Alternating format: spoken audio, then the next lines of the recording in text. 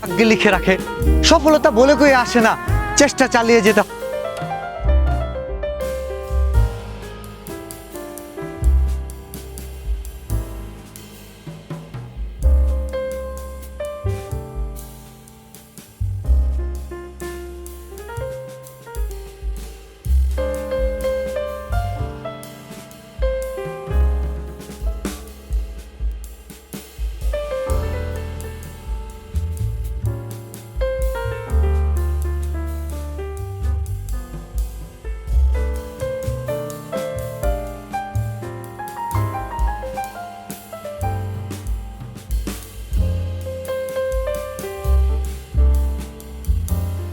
যখনই কোনো বাঁশ কাটা হয় সেটা থেকে পানি বের হয়, কিন্তু বর্তমানে